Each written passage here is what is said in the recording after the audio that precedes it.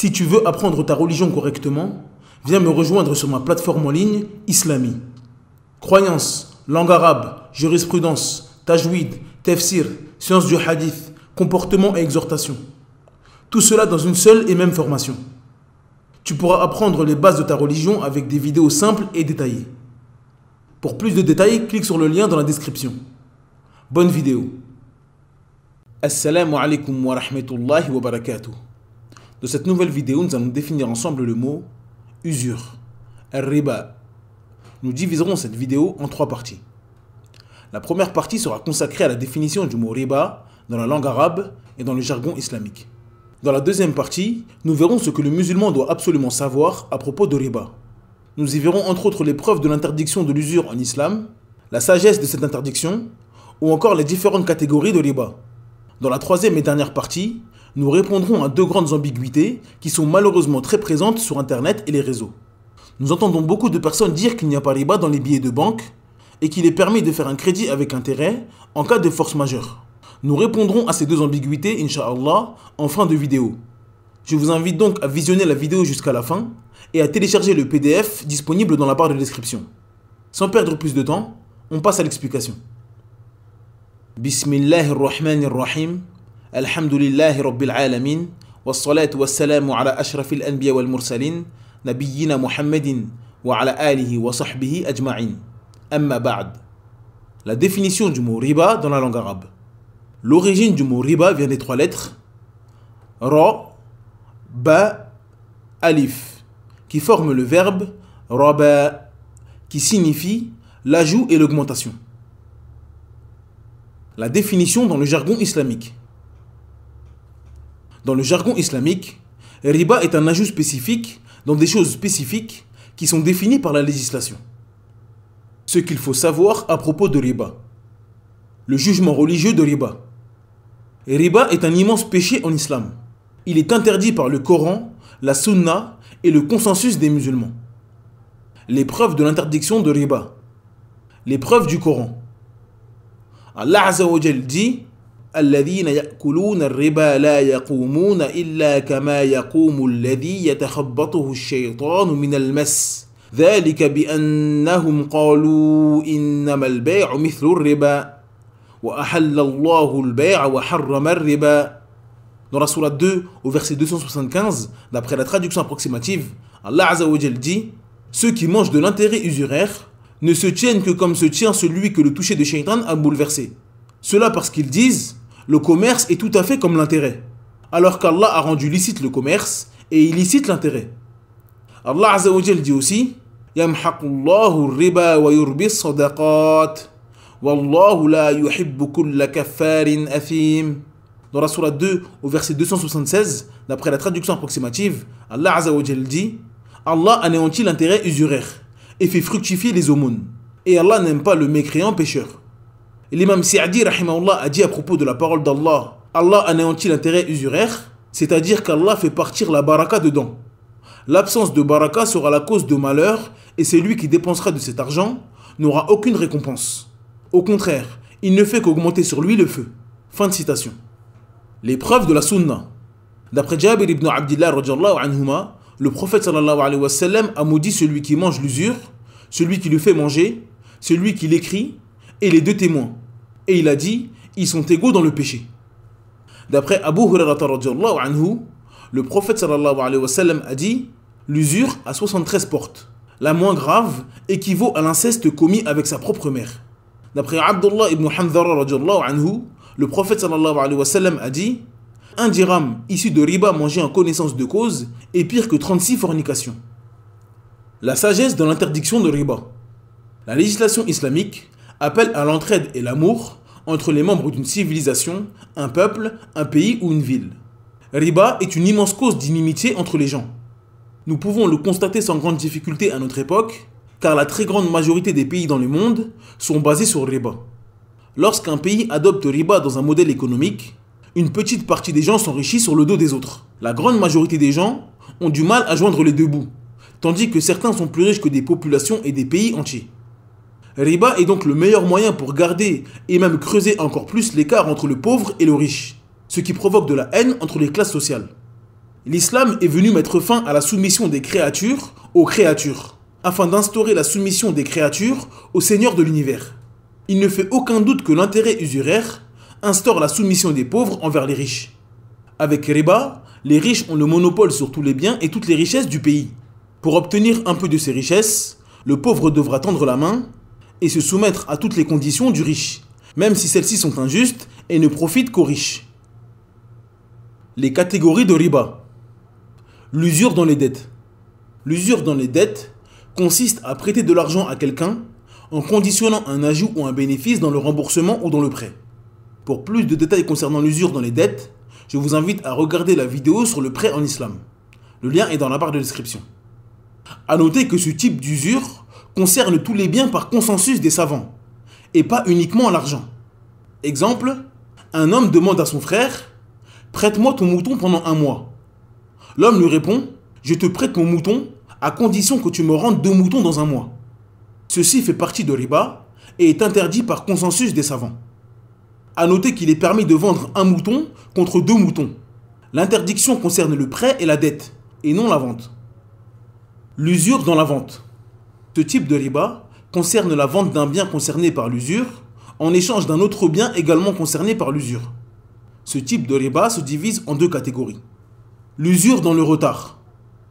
Cela consiste à obtenir une augmentation ou un bénéfice en échange d'une augmentation du délai durant une vente. Exemple, j'ai acheté la voiture de mon ami 12 000 €.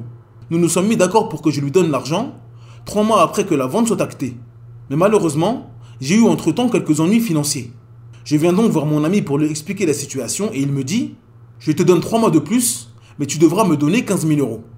Ceci fait partie de riba, car au moment où le contrat a été acté par les 2 parties, le vendeur, c'est-à-dire mon ami, m'a prêté de l'argent. Lorsque nous nous sommes mis d'accord sur le prix de la voiture et que nous nous sommes séparés, la voiture m'appartenait, mais je n'avais pas les 12 000 € en ma possession. Le vendeur de la voiture me les a donc prêtés et nous nous sommes mis d'accord pour que je lui rende 3 mois après. Comme nous l'avons vu dans la vidéo sur la définition du prêt en islam, tout prêt conditionné par un bénéfice est de l'usure. Il n'est donc pas permis au vendeur de la voiture de conditionner une augmentation dans le prix en échange d'un délai de remboursement. L'usure dans l'ajout. D'après Ubada ibn Samit radhiyallahu anhu, le messager d'Allah sallallahu alayhi wa sallam a dit « Or pour or, argent pour argent, blé pour blé, orge pour orge, date pour date, sel pour sel, de manière égale, de main à main.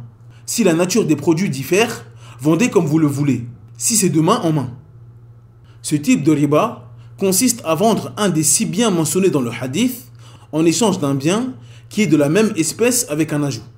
Exemple, un vendeur de dattes vient voir un autre vendeur de dattes et lui dit « Je te vends 1 kg de mes dattes de bonne qualité contre 3 kg de tes dattes de moins bonne qualité. » Dans ce cas précis, le vendeur a vendu un bien qui fait partie des biens touchés par riba, c'est-à-dire les dattes, avec un ajout, c'est-à-dire qu'il a vendu 1 kg de dattes contre 3 kg de dattes. Ceci fait donc partie de riba. En résumé, il est permis à une personne qui est en possession d'un des 6 types de biens concernés par riba de le vendre contre un bien de la même espèce. Ce qui est voulu par la même espèce, c'est la même catégorie de biens. L'exemple le plus clair concerne les dattes. La date est un type de bien qui est concerné par riba. Cependant, il existe beaucoup de catégories de dates. Donc la date est une espèce qui comporte plusieurs catégories. Donc, celui qui veut vendre des dates contre la même espèce, c'est-à-dire des dates, peut le faire sous 2 conditions. S'il ne respecte pas ces 2 conditions, il sera alors tombé dans riba. La première condition qu'il doit respecter est que la quantité doit être la même. Si je veux vendre de l'or contre de l'or, il faut que la quantité soit la même. Pareil pour les dates ou n'importe lequel des 6 types dans le hadith. La deuxième condition est que la vente se fasse de main à main. Ce qui est voulu par de main à main est que la transaction doit se faire au moment de la vente. Il n'est pas permis de remettre la marchandise après un délai.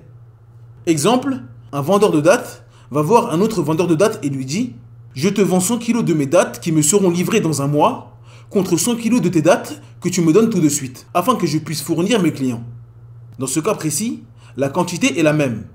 Mais l'échange n'a pas été fait de main à main. Il faut que l'échange des dates se fasse au moment de la vente. Il faut impérativement que le vendeur et l'acheteur reçoivent leur dû au moment où le contrat est acté. Si l'une de ces 2 conditions manque à l'appel, alors il s'agit de riba. A noter que si la personne vend une chose qui fait partie des 6 biens touchés par riba, en échange de quelque chose qui n'est pas de la même espèce, mais qui fait également partie des 6 biens touchés par riba, il n'est pas conditionné que la quantité soit identique. Par contre, il est obligatoire que cela se fasse de main à main. Exemple, il est permis pour moi de vendre 1 kg d'or contre 5 kg d'argent, à condition que cela se fasse de main à main. Car l'or et l'argent font tous les deux partie des biens touchés par riba, mais ils ne sont pas de la même espèce.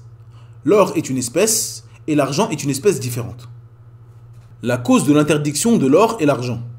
Il est très important de connaître les causes de l'interdiction de l'or et l'argent par le prophète sallallahu alayhi wa sallam. En connaissant cette cause, il sera possible pour nous d'effectuer une analogie sur tout ce qui ressemble à l'or et l'argent. Comme nous l'avons dit dans la vidéo de la définition du mot analogie, le lien est dans la barre de description, pour que l'analogie soit considérée comme une preuve en islam, il est obligatoire de connaître la cause du jugement. Les savants ont donc divergé pour trouver la cause de riba dans l'or et l'argent. Cette question est très importante, car elle permet aux musulmans de savoir si d'autres biens sont touchés par riba en dehors de l'or et l'argent. L'avis qui semble le plus juste concernant cette question, et Allah Azza wa Jal est le plus savant, est que la cause de riba dans l'or et l'argent est la valeur. C'est-à-dire que l'or et l'argent ont une valeur marchande auprès des gens, et ils l'ont considéré comme une monnaie. Donc toute chose qui possède cette cause prend exactement la même sentence que l'or et l'argent. C'est le cas de la monnaie que nous connaissons aujourd'hui, telle que l'euro, le dollar ou le dinar. De nos jours, les gens prennent ces monnaies comme des valeurs marchandes, tout comme les gens d'autrefois ont pris l'or et l'argent comme valeurs marchandes. Donc ce qui est valable en termes de riba pour l'or et l'argent est également valable pour les monnaies. La cause de riba dans les 4 autres types de biens. Comme l'or et l'argent, les savants ont divergé sur la cause de l'interdiction des 4 autres biens cités dans le hadith de Ubada ibn Samit, radiyallahu anhu. Déterminer la cause de riba nous permettra de faire ou non l'analogie sur d'autres biens qui ne sont pas dans le hadith. L'avis qui semble le plus juste concernant cette question, et Allah Azza wa Jal est le plus savant, est que toute nourriture concernée par le kayl et le wazn entre dans les types de biens touchés par riba. D'après Ma'mar ibn Abdillah, le prophète sallallahu alayhi wa sallam a dit la nourriture contre la nourriture, de manière égale. D'après Abu Hurairah radhiyallahu anhu, le prophète sallallahu alayhi wa sallam a dit le blé contre le blé, l'orge contre l'orge, les dattes contre les dattes, le sel contre le sel, kayl contre kayl, wazn contre wazn. Celui qui ajoute a certes fait riba. Il est donc primordial pour le musulman de savoir ce qui est voulu par kayl et wazn. Le kayl a pour objectif de déterminer le volume d'une chose. Les unités de mesure du kayl chez les Arabes à l'époque du prophète sallallahu alayhi wa sallam étaient le moud. Le moud correspond à la quantité que 2 mains d'un homme de taille moyenne peuvent contenir. Les Arabes ont encore aujourd'hui des récipients avec l'unité de mesure correspondant à un moud. Le sa', il s'agit d'une quantité qui équivaut à 4 mouds. Le wasq, cela correspond à 60 sa'. Parmi les nourritures que les Arabes mesuraient avec cette unité, il y avait les graines, comme le blé et l'orge, les fruits secs, comme les dattes et les raisins secs, ou encore les condiments comme le sel. Ibn Umar radhiyallahu anhuma a dit le messager d'Allah sallallahu alayhi wa sallam a prescrit l'aumône de la rupture du ramadan, un sort de dattes ou un sort d'orge pour l'homme libre et l'esclave, l'homme et la femme, le grand et le petit, parmi les musulmans. Quant au wazn, il a pour objectif de déterminer le poids d'une chose à l'aide d'une balance. Parmi les biens que les Arabes mesuraient avec cette unité, il y a les métaux comme l'or, l'argent ou le cuivre, les liquides et les graisses comme l'huile et le beurre, les épices comme le safran, la viande ou encore le pain. D'après Ibn Umar radhiyallahu anhuma, le prophète sallallahu alayhi wa sallam a dit le kayl est la mesure des gens de Médine et le wazn est celui des gens de la Mecque. Ce hadith nous indique que lorsque nous ne savons pas si un bien ou une nourriture est mesuré avec le kayl ou le wazn, nous regardons ce qui était fait chez les gens de la Mecque et Médine à l'époque du prophète sallallahu alayhi wa sallam. Si une nourriture était mesurée en kayl chez les gens de Médine, nous la considérons comme telle. Exemple, nous ne savons pas si le miel est une chose que l'on mesure avec le kayl ou le wazn. Si les gens de Médine avaient l'habitude de mesurer le miel avec le kayl, nous considérons que le miel se mesure avec le kayl. Et si les gens de la Mecque avaient l'habitude de le mesurer avec le wazn, nous le considérons comme tel. Il est donc très important de connaître les nourritures concernées par le kayl, le wazn et celles qui ne sont pas concernées par cela. Ceci est très important car il n'est pas permis de vendre un aliment qui est pesé avec le kayl en échange d'un aliment de la même espèce qui a été mesuré avec le wazn. Exemple, Les dates se mesurent avec le kayl. Il n'est donc pas permis de vendre des dates qui ont été mesurées avec le kayl en échange d'autres dates qui ont été pesées. Car les dates ont des tailles et des poids différents. Il n'est donc pas permis de vendre un moud de dates contre 1 kg de dates. Car le moud mesure le volume alors que le wazn mesure le poids. Il se peut qu'un moud de dates fasse 1 ou 2 kg en fonction du poids et de la taille des dates. Il est donc obligatoire d'échanger un moud contre un autre moud, ou 1 kg contre 1 kg, et non un moud contre 1 kg. Nous allons tenter ensemble de résumer et d'éclaircir riba dans l'ajout, car cela peut faire beaucoup d'informations en peu de temps pour celui qui n'a jamais vu cette notion. Riba dans l'ajout est un type de riba qui concerne l'échange de certains biens. Il y a 6 biens qui sont concernés par ce riba par consensus des savants. Il y a l'or, l'argent, le blé, l'orge, les dattes et le sel. Si une personne qui possède un de ces biens souhaite le vendre en échange d'un bien qui est de la même espèce, il peut le faire. Exemple, celui qui veut vendre de l'or contre de l'or, de l'argent contre de l'argent, du blé contre du blé ou du sel contre du sel. Celui qui veut faire une vente comme celle-ci peut le faire, mais il doit respecter 2 conditions. S'il ne respecte pas ces conditions, il sera tombé dans riba. La première condition est de vendre la même quantité. Si je veux vendre une quantité d'or contre de l'or, le poids doit être exactement le même.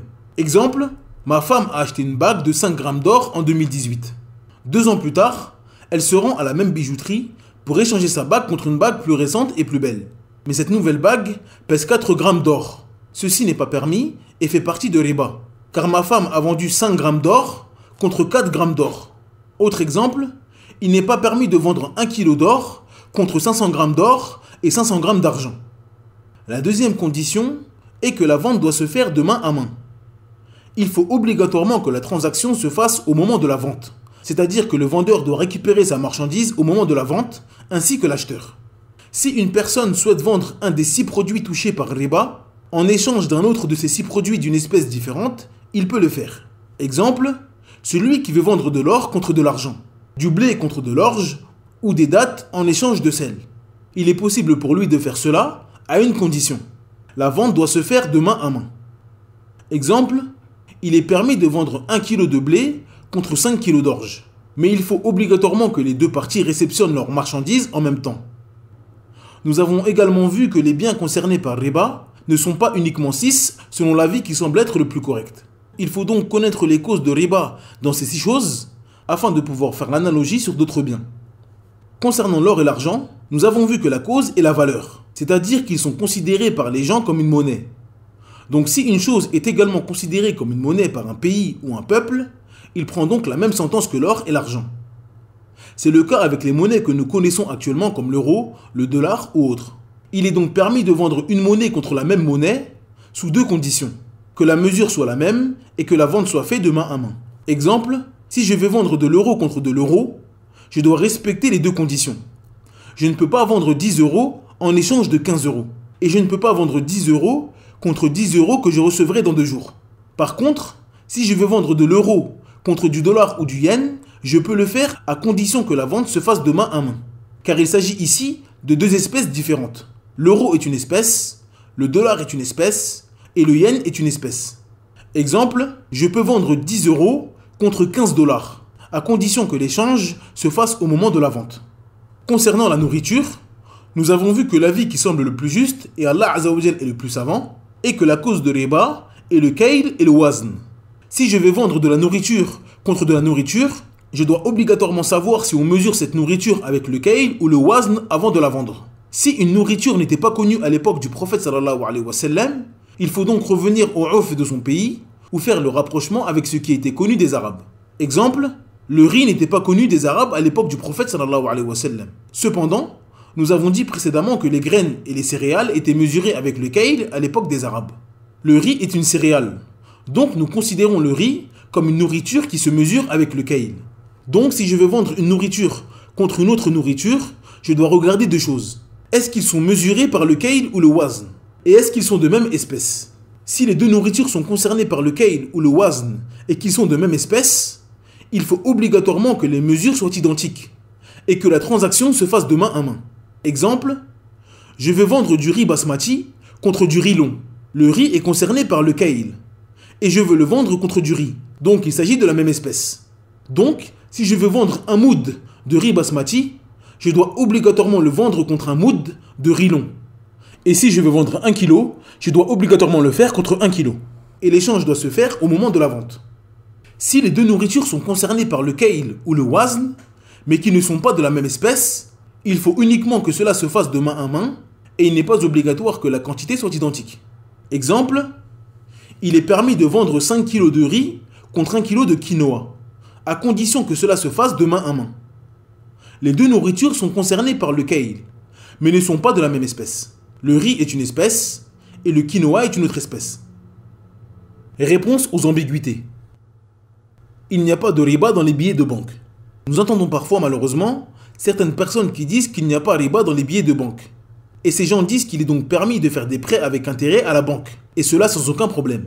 Ces gens qui égarent les musulmans volontairement ou par ignorance s'argumentent de l'avis de certains grands savants à propos des 6 biens concernés par riba dans le hadith de Ubadah ibn Samit radhiyallahu anhu. Ils disent que d'immenses savants ont dit que riba concerne uniquement ces 6 choses et qu'il n'y a pas d'analogie à faire. Comme nous l'avons dit précédemment, il existe bel et bien des avis de savants qui disent que le riba de surplus concerne uniquement ces 6 choses. Mais malheureusement, comme tous les gens du faux, ces gens mélangent le vrai avec le faux pour égarer les musulmans. Nous leur répondons donc en 2 points. Le premier est que riba a plusieurs catégories. Le riba dans les dettes et riba dans la vente. Nous avons également dit que le riba dans la vente se divise lui-même en 2 catégories. Celui du retard et celui du surplus. Il y a consensus des savants que riba dans les dettes concerne n'importe quel bien, de l'or, de l'argent, des moutons, des billets ou autres. Mais ces gens prennent la divergence qui concerne uniquement le riba dans le surplus pour généraliser cela à tous les types de riba. Nous avons déjà montré dans la vidéo de la définition du mot dépôt que les prêts avec intérêt formulés dans une banque faisaient partie de riba dans les dettes, et donc que cela était interdit par consensus des savants. Il ne fait donc aucun doute que le fait de dire qu'il n'y a pas riba dans les billets de banque et qu'il est permis de faire des prêts à la banque est donc un égarement évident. Le deuxième point est que la divergence n'est pas un argument. Comme nous l'avons dit dans la vidéo de la définition du mot divergence, le lien est dans la barre de description, s'argumenter d'une divergence pour ne pas suivre un avis ou pour inciter les gens à suivre le sien n'est pas recevable.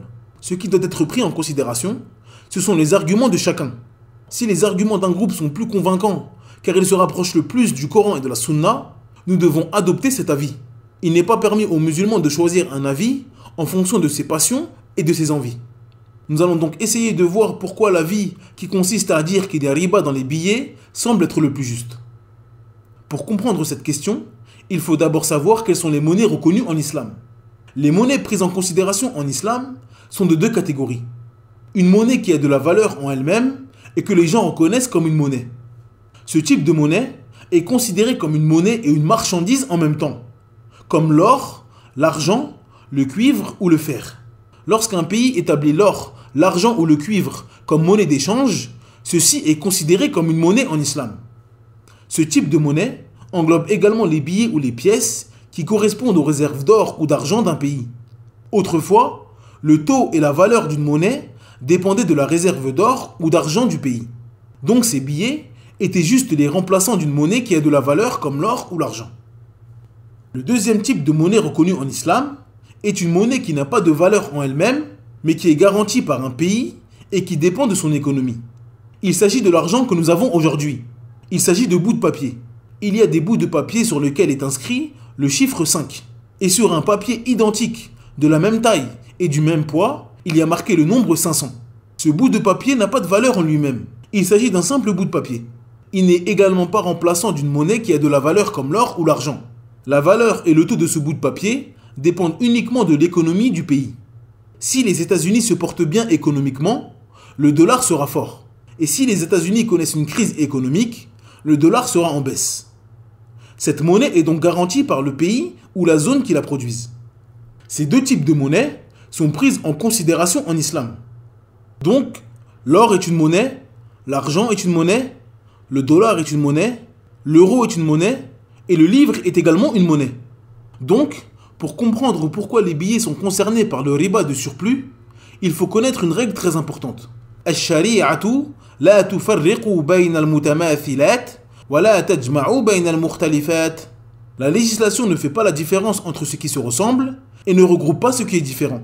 Cette règle très importante nous indique que la législation ne fait pas la différence entre deux choses qui se ressemblent. C'est-à-dire que si deux choses se ressemblent, leur jugement religieux sera le même. Tout ce que la législation a rassemblé ne doit en aucun cas être divisé. Et tout ce qu'elle a séparé ne doit pas être réuni. La question qu'il faut se poser avec les billets est: est-ce que l'or et l'argent sont identiques aux billets d'aujourd'hui? Si la réponse est oui, alors les billets doivent avoir le même jugement religieux que l'or et l'argent concernant riba. L'or et l'argent sont des matériaux que l'on trouve dans la terre. Les gens leur ont donné de la valeur et se sont donc mis à les utiliser comme monnaie d'échange. Les billets que nous avons aujourd'hui viennent également de la terre, car ils sont en papier. Les gens leur ont également donné de la valeur et ils se sont également mis à les utiliser comme monnaie d'échange. Nous voyons donc qu'ils ont exactement la même fonction au sein de la société. Il ne convient donc pas de leur donner un jugement religieux différent. Il est permis de faire riba en cas de force majeure ou pour l'achat de la première maison. Nous voyons beaucoup sur les réseaux sociaux malheureusement des gens qui s'apparentent à l'islam et certains même qui se prétendent imams dire aux musulmans que riba peut parfois être autorisé en cas de force majeure. Ils disent que pour favoriser les musulmans à s'installer dans les pays européens, il est permis de faire un crédit avec intérêt pour acheter une maison. Mais attention, selon eux, cela n'est valable que pour la première maison.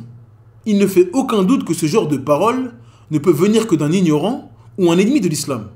Pour comprendre cette ignorance, je vous invite à visionner la vidéo sur la définition du cas de force majeure en islam, ad-daroura. Le lien est dans la barre de description. Nous avons vu qu'il est autorisé de faire un acte interdit en cas de force majeure. Mais il ne fait aucun doute qu'acheter une maison en Europe n'entre pas dans le cas de force majeure. Et imaginons que cela soit réellement un cas de force majeure. Il est permis de faire un acte illicite en cas de force majeure, à condition qu'il n'y ait pas une solution licite possible. Celui qui n'a pas les moyens d'acheter une maison sans faire un crédit à la banque fait comme des millions de gens en Europe. Il loue un appartement.